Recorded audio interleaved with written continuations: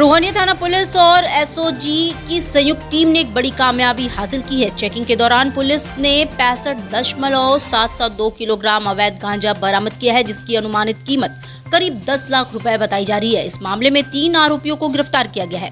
घटना में इस्तेमाल किए गए 2 4-पहिया वाहन भी पुलिस ने जब्त कर लिए हैं। इसमें 3 अभियुक्त जो है उनको पकड़ा गया पुलिस के द्वारा। एक का नाम अजय आलोक है, दूसरे मोहम्मद मंसूर आलम और तीसरे चेतन मुखी। ये तीनों जमशेदपुर झारखंड के रहने वाले हैं। इनका कहना है कि जो व्हीकल्स हैं, इनके जो मालिक हैं, इन्होंने इन्हें भेजा था इस खेप के साथ में, और ये जनपद बनारस और आसपास के जनपदों में इसको बेचते, सस्ते दाम में खरीद के इसको महंगे इसमें दाम में बेचते हैं और मुनाफा कमाते हैं। अब तक पूछताछ में यहाँ इन्होंने कोई अपना इतिहास कबूल नहीं किया है और ना हमें कोई ऐसा इनका कोई रिकॉर्ड मिल पाया है। झारखंड के जहाँ मूलतः रहने वाले हैं वहाँ हम कोऑर्डिनेट कर रहे हैं पुलिस से। इनका पीसीआर लिया जाएगा, उन पर गैंगस्टर कार्रवाई करी जाएगी। सर, ये पूर्वांचल में किन जिलों में एक्टिव थे, ये कुछ पता पाया? जैसा आपको मैंने बताया कि ये इस खेप को बनारस और आसपास के जिलों में बेचने के लिए आ रहे थे, लेकिन इनके बेचने से पहले पुलिस ने इनको इंटरसेप्ट कर लिया और उसके बाद में इनको हम अरेस्ट करके जेल भेजना। 65 किलो 772 ग्राम गांजा है और इसकी जो बाज़ार में कीमत है 10 लाख से ज़्यादा है। आदर्श ग्राम नागेपुरा में गुरुवार को सैकड़ों बुनकर और दिहाड़ी मजदूर बुनियादी सुविधाओं की कमी को लेकर सड़कों पर उतरे। प्रधानमंत्री आदर्श गांव योजना के तहत 2016 में गोद लिए गए इस गांव में बुनकरों ने रैली और सभा आयोजित कर अपनी समस्याओं पर ध्यान दिलाया। यात्री प्रतीक्षालय से नंदघर तक निकाली गई रैली में बुनकरों ने प्रधानमंत्री और मुख्यमंत्री से अपनी दुर्दशा को लेकर मांग की।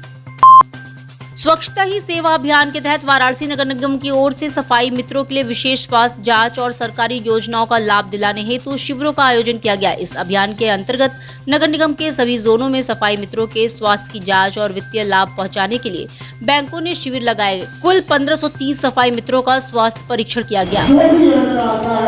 सबसे पहले वो आपके पास पहुंचे। कई योजना आपको पता नहीं चलती है, कई लोग जो अफवाह करते हैं वो उसका फायदा लेके चले जाते हैं, लेकिन जो जहाँ जरूरत होती है उनको पता नहीं चलता। प्रधानमंत्री आवास जनधन योजना नहीं जानकारी होती है। हम लोग का प्रयास है जो नगर निगम से जुड़े हैं, जरूरत से जुड़े हैं, उनको ये योजनाओं के बारे में पता चले। योगी सरकार में कैबिनेट मंत्री अनिल राजभर ने गुरुवार को विपक्ष पर गंभीर आरोप लगाया है। होटल और ढाबों पर नेम प्लेट लगाने के यूपी सरकार के फैसले को लेकर राजभर ने विपक्ष की आलोचना करते हुए कहा कि विपक्ष से जुड़े कुछ लोग जूस में थूक मिलाते हैं और कहीं कहीं मलमूत्र तक मिलाने के आरोप है। उन्होंने कहा कि अगर सरकार ऐसे मामलों पर कार्रवाई करती है तो विपक्ष इसे जाति और धर्म से जोड़कर दिखाने की कोशिश करता है।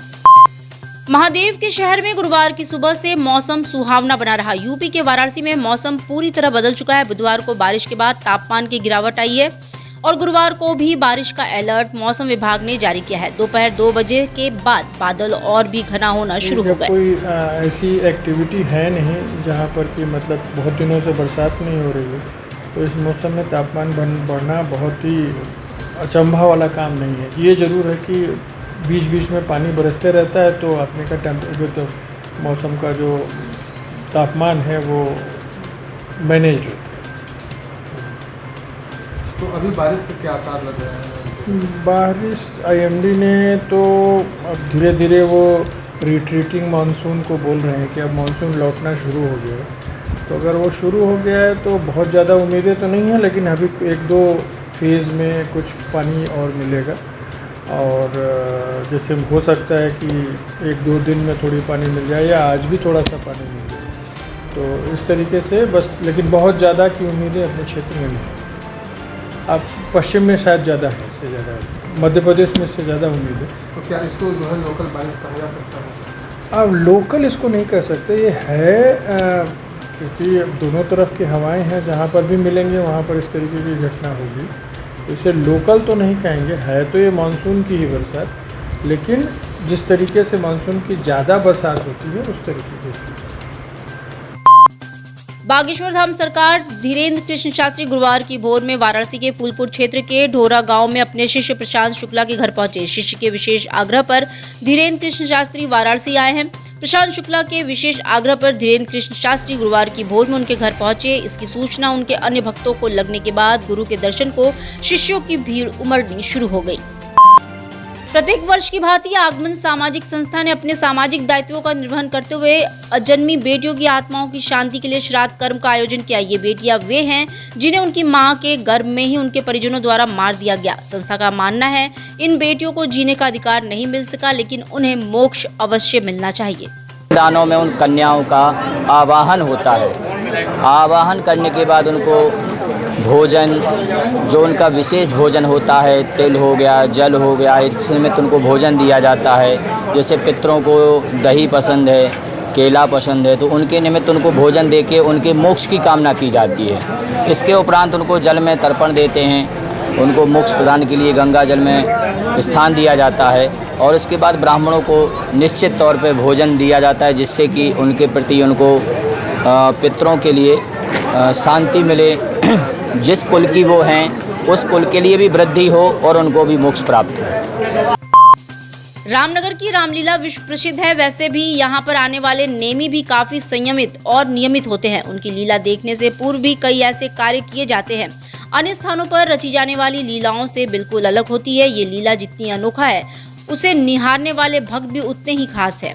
कई लीला प्रेमी लीला देखने के पूर्व ही उनके ठाठ भी राजशाही हो जाते हैं और लीला में शामिल होने से पहले वो बनारसी रूप में तैयार होते हैं। लीला प्रेमियों का ये क्रम पूरे 1 महीने तक वो नहीं है, तब हम लोग करना पड़ रहा है। और जब हम लोग आ रहे हैं तो भाई जैसे पिताजी नहाते निपटते थे, भाई आदत पड़ा है पिताजी की तरह, वही तो निपटते नहाते हैं, लीला देखते हैं, फिर आनंद लेते हुए घर चले जाते हैं। अब बच्चे बड़े बड़े हो गए हैं, अब वो सब करते हैं, वो सब का सब भाई सब देन है। लड़के लोग गाड़ी दे दिए, कोई लड़का खुद दे दिया, कोई लड़का खुद दे दिया, आप आनंद लीजिए।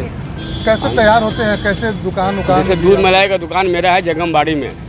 जगमबाड़ी में दूध मलाई का दुकान है, पोस्ट ऑफिस के नुक्कड़ पर।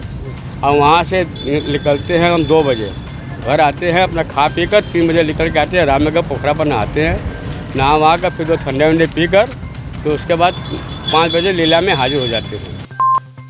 विश्व प्रसिद्ध रामनगर की रामलीला में गुरुवार को श्रद्धालुओं ने पिता पुत्र और पति पत्नी के आदर्श संबंधों का सजीव अनुभव किया, जो उन्हें भाव विभोर कर गया। श्री राम, लक्ष्मण और माता सीता की जय जयकार से समूचा क्षेत्र गूंज उठा। रामलीला के 9वें दिन वनगमन, निषाद राज से मिलन और श्री लक्ष्मण द्वारा दिए गए गीता उपदेश का मंचन किया गया, जिसमें दर्शकों को रामायण के महत्वपूर्ण प्रसंगों से रूबरू कराया गया।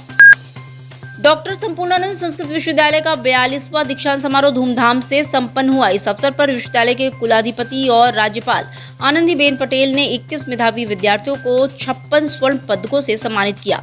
टुम्पा राय ने सर्वाधिक 7 स्वर्ण पदक जीतकर समारोह में अपनी विशेष पहचान बनाई। इसके साथ ही राज्यपाल ने चंदौली जिले के प्राथमिक स्कूलों के छात्रों को भी शैक्षणिक प्रतियोगिताओं में बेहतरीन प्रदर्शन के लिए सम्मानित किया। बहुत ही आनंद की अनुभूति हो रही है, मैं व्यक्त नहीं कर सकती हूँ।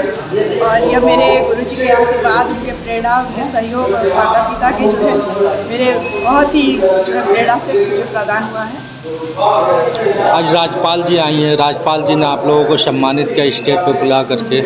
इसके विषय में आप अपने यूनिवर्सिटी को क्या कहेंगे? मैं जो है बहुत ही आभार व्यक्त करती हूँ। मेरे जो है निरंतर मेहनत और परिश्रम का जो भी फल है मुझे आज इस रूप में प्राप्त हुआ और एक राज्यपाल के द्वारा कुलपति और गुरुजनों के सामने मुझे सम्मानित किया गया। इस चीज़ के लिए मैं बहुत जो है अपने संस्था, अपनी यूनिवर्सिटी और मैं जो जिस भी संस्कृति सभ्यता से जुड़ी हूँ उसके लिए मैं बहुत ही जो है अपने आप को कृतज्ञ मानती हूँ।